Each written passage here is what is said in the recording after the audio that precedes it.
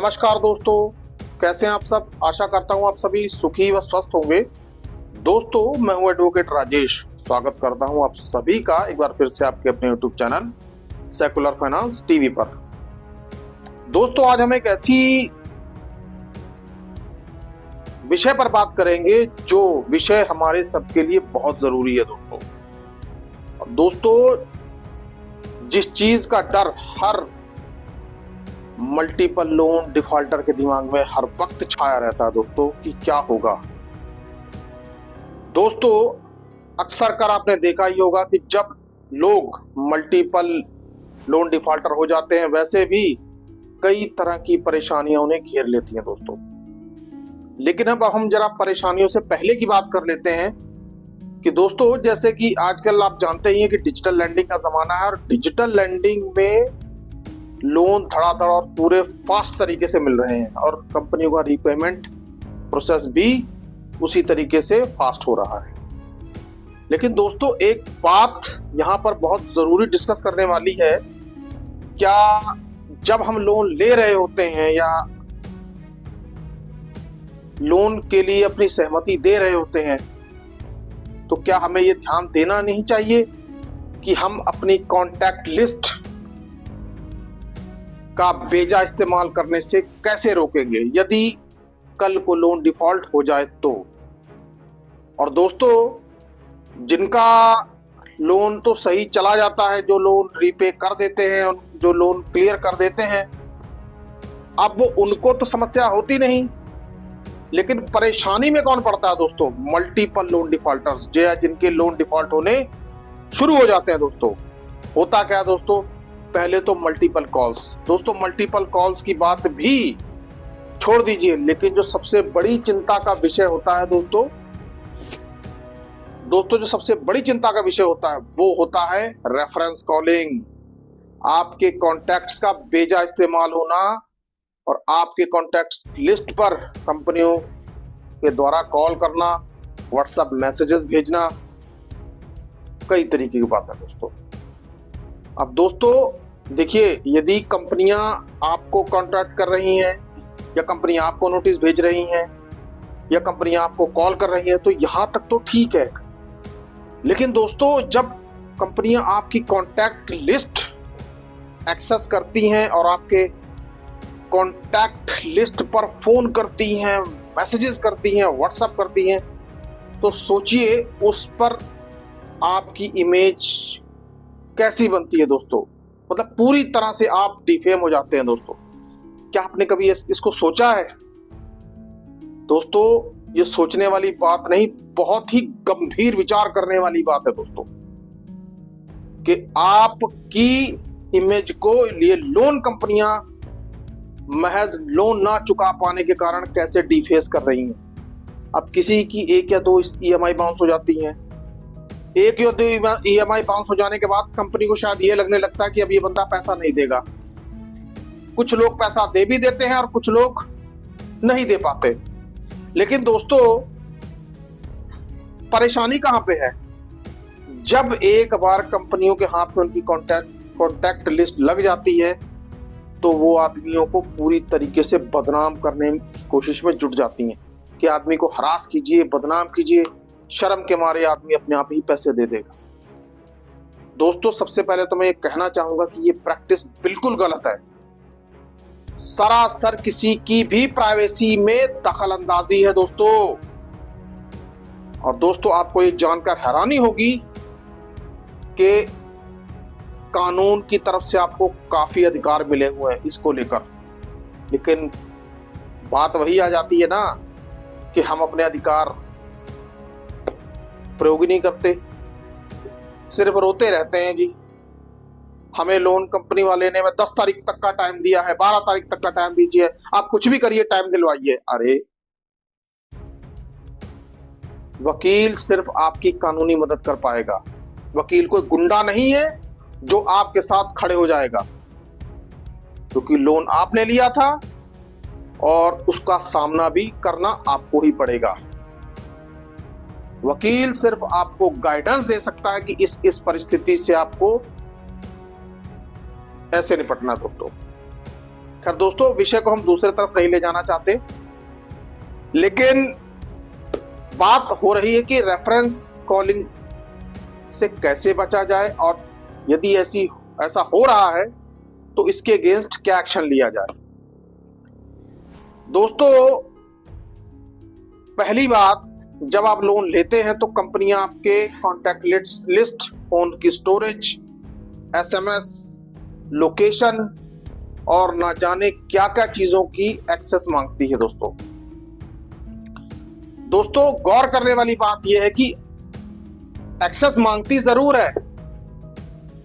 क्या आप जानते हैं कि वो एक्सेस किस लिए मांगी जाती है? एक्सेस इसलिए मांगी जाती है कि क्या ये वही बंदा है जो लोन ले रहा है, क्या ये उसी बंदे का फोन है जो वो लोन ले रहा है, ना कि इसलिए कि उस डाटा को कॉपी करके आप उसके खिलाफ इस्तेमाल करें। दोस्तों ये बात आप शायद नहीं जानते कि कंपनी को यदि आपने अपना फोन एक्सेस करने की परमिशन दी थी, वो सिर्फ इसलिए दी थी कि कंपनियों को यह पता लग पाए कि फोन आपका ही था और आप ही इसको यूज कर रहे हैं, ना कि कंपनियों को आपका डाटा अनऑथोराइज तरीके से एक्सेस करने की परमिशन दी थी। दोस्तों आखिरकार ऐसा कंपनी के किस क्लॉज में लिखा है? दोस्तों क्या आपने कभी कंपनियों से पूछा है? नहीं पूछा होगा। ज्यादातर लोग पूछते ही नहीं है, 99% तो लोग पूछते ही नहीं है, ये बात मैं दावे से कह सकता हूं। लेकिन जब उनका लोन डिफॉल्ट हो जाता है और उनके रेफरेंस पे कॉल जानी शुरू हो जाती है, तो लोग बजाय इस पर एक्शन लेने के घबराना शुरू कर देते हैं। यार मेरे रेफरेंस पे कॉलिंग हो रही है, मेरी बेइज्जती हो गई। अरे भैया, लोन कौन नहीं लेता? जिसको जरूरत होती है वो तो लेगा ही लेगा। अब चलिए लोन डिफॉल्ट हो गया तो कोई भाई क्राइम तो हो नहीं गया कि आपने कोई जुर्म कर दिया या आपने कोई पाप कर दिया। किसी से भी हो सकता है, परिस्थिति किसी की भी बिगड़ सकती है। तो इसका मतलब ये थोड़ी है कि आप मुंह छुपाते फिरेंगे। दोस्तों मुंह नहीं छुपाना। यदि आप मेरे व्यूअर हैं, मेरे सब्सक्राइबर हैं, तो आपने इन परिस्थितियों से मुंह नहीं छुपाना, आपने उनका डटकर सामना करना है। दोस्तों कैसे? सुनिए फिर। यदि आपके रेफरेंस नंबर्स पे कॉलिंग हो रही है, आपको छोड़कर या किसी और बंदे को अगर कॉलिंग हो रही है, तो टोटली वो गैर कानूनी है। दोस्तों अब आप कहेंगे कि पहले टाइम में लोग गारंटर्स भी लेते थे। दोस्तों गारंटर्स लेते थे, फिर वो उनके गारंटर के प्रॉपर साइन भी होते थे कॉन्ट्रैक्ट पर या लोन एग्रीमेंट के ऊपर, और कंपनियां बाकायदा उनको फिजिकल लेटर के साथ इंटीमेट करती थी कि भाई आपके बंदे का लोन डिफॉल्ट हो गया है, आपने गारंटी दी है, तो आप देखिए आकर उसकी जगह पर पैसे आप भरिए। लेकिन जब हम ऑनलाइन कंपनियों से लोन ले रहे हैं तो हमारे कॉन्टैक्ट लिस्ट है, तो कंपनियों को कोई गारंटी नहीं दी। तो ये कंपनियां किस तरह से आपके कॉन्टैक्ट लिस्ट को मिसयूज करती हैं और आपके कॉन्टैक्ट नंबर्स पे कॉल करती हैं। दोस्तों इसका इलाज क्या है? दोस्तों सबसे पहली बात, आप इस बात को छोड़ दीजिए कि किसको कॉल हुआ है, किसको एसएमएस गया है। आप उस चीज को छोड़ दीजिए, क्योंकि आपके इमेज को डिफेस कर रही हैं ये कंपनियां। सबसे पहले यदि कंपनियां ऐसा कर रही हैं या कंपनियों ने ऐसा करना शुरू कर दिया है, या ऐसा कोई मैसेज आपको आ रहा है कि रेफरेंस कॉलिंग स्टार्ट हो जाएगी, तो तुरंत प्रभाव से अपने लॉयर को कंसल्ट कीजिए और कंपनियों को एक वार्निंग नोटिस दे डालिए कि यदि आप ऐसा करेंगे, हमारे रेफरेंस नंबर पे कॉल करेंगे या हमारे कॉन्टैक्ट लिस्ट पे कॉल करेंगे, तो हम आपके ऊपर आईटी एक्ट के तहत केस करेंगे। दोस्तों आईटी एक्ट में आपके पास बहुत अधिकार हैं, बशर्ते कि आप उनका इस्तेमाल करें। कंपनियां आपकी प्राइवेसी को भंग नहीं कर सकती, कंपनियां आपकी इमेज को डिफेस नहीं कर सकती, कंपनियां आपके कॉन्टैक्ट लिस्ट के साथ खिलवाड़ नहीं कर सकती। दोस्तों बजाय रोने के आप ये काम करिए, और दोस्तों फिर देखिए कि लोन कंपनियां कैसे नाचती हैं। लेकिन दोस्तों हम क्या करते हैं कि जरा सी कॉल्स आ जाती हैं, हम घबरा जाते हैं, हम कांपने लग जाते हैं, हम डरने लग जाते हैं। ऐसा मत कीजिए यार। डर के क्या मिल जाएगा बताइए? अच्छा, क्या डर के लोन कंपनी आपको छोड़ देगी?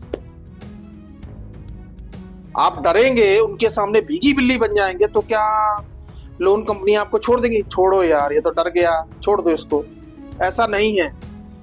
वो तो अप टू एक्सटेंड तक जाएंगी कि आप के हलक में हाथ डालकर आपसे पैसा निकाल लिया जाए। डर गए तो फिर आप चोरी करके भी पैसा देंगे फिर।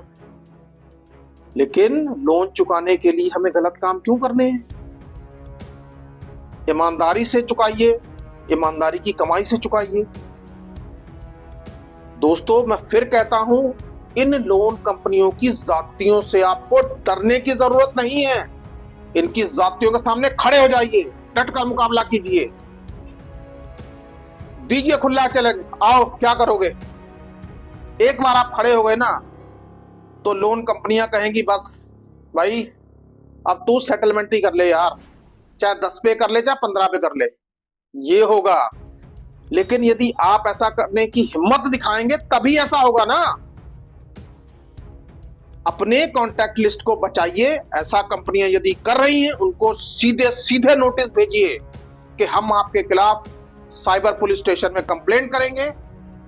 और फिर मत कहिएगा कि हमने क्या कर दिया, वकील के थ्रू नोटिस भिजवाइए। दोस्तों मैं फिर कह रहा हूं, कोई भी कानूनी प्रॉब्लम हो आप अपने लोकल लॉयर से संपर्क कर सकते हैं। दोस्तों यदि आपके पास महंगा लॉयर नहीं है कानूनी पचड़ों से निपटने के लिए, स्पेशली लोन से रिलेटेड, तो ये काम आपके लिए सेकुलर फाइनेंस टीवी करेगा। दोस्तों क्योंकि सेकुलर फाइनेंस टीवी ने ये बीड़ा उठाया है कि लोन कंपनियों की जातियों के खिलाफ आपके साथ खड़ा रहे। लेकिन दोस्तों मैं आपसे एक बार फिर से विनम्र निवेदन करूंगा कि आप अपने अधिकारों को जानिए और कंपनियों को साफ साफ बता दीजिए कि आप हमारे साथ गलत नहीं चल सकते। ठीक है, लोन डिफॉल्ट हुआ है, इसका मतलब ये नहीं कि समाज में आपकी इमेज को तार तार करके रख देंगे। कानूनी जानकारी अगर प्राप्त करनी है या कानूनी काम कोई भी करवाना है तो एक्सपर्ट एडवोकेट से ही करवाएं।